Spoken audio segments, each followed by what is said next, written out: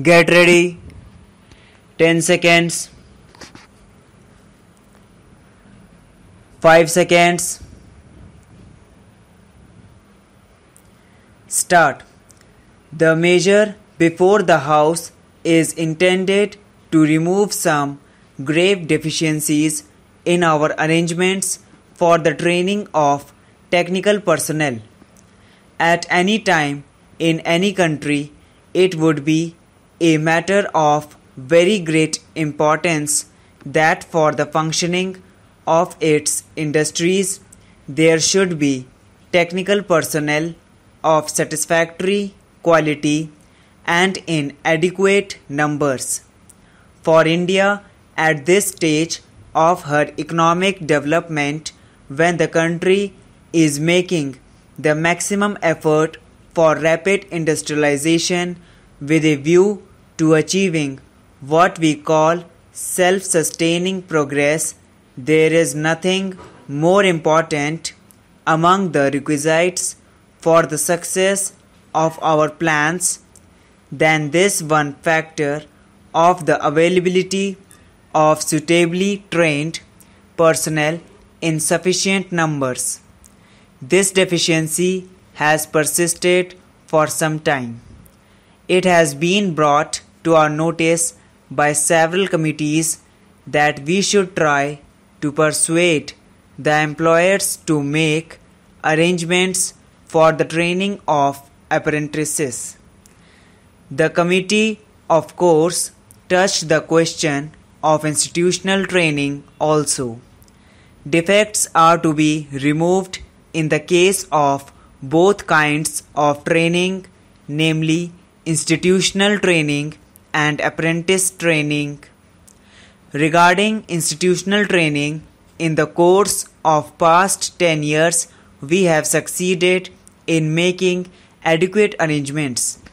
We had the experience in the course of the 10th plan and also, I should say, the second plan of shortage of technical personnel of various grades for certain industries. Therefore, we set up institutions and training centers in order to make up that deficiency, and now we are in a happier situation. In respect of many categories of trained personnel, we have now adequate arrangements for training. In the case of craftsmen, to whom this measure refers primarily, I may just give some recent figure. At the beginning of the 11th five-year plan, we had facilities at the training centers of the Ministry of Employment and Labour for training only about 10,000 persons, and now at the end of the second five-year plan, the figure has risen to 42,000. We have projected various steps which will enable us to take this figure up to 1 lakh at the end of 12th plan. Similarly, in the matter of technical education of higher grades also, the requisite facilities are being provided so that we do not anticipate any serious difficulty there. But obviously, training in institutions is incomplete without a certain period of what is called in-plant instruction, which is very necessary. Therefore, it has to be ensured that they get some practical training. Now, we have been experiencing certain difficulties in this direction also. We have found difficulty in placing the young men who come out of our institutions in various plants and industrial establishments in order that they may acquire skill by practical training. We have found much greater difficulty regarding the full course of apprenticeship in the case of those who do not go through the institutional training first. Sir, I may explain that there are two aspects of this legislation for the training of apprentices.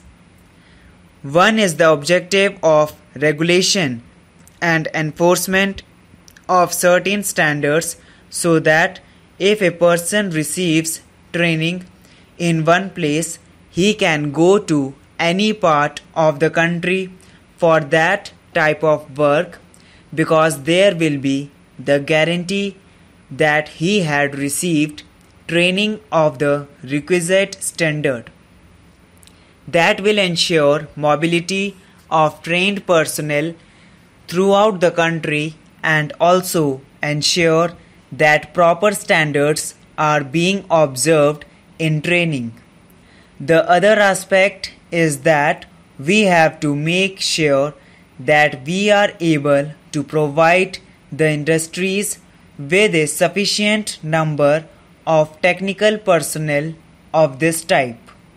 Therefore, the main objective which is sought to be implemented through this legislation is that we lay down the standards or provide for the standards that have to be observed in the course of this training program, and also that the industry has to make arrangements to provide facilities for a certain proportion of its employees being admitted as trainees for apprenticeship.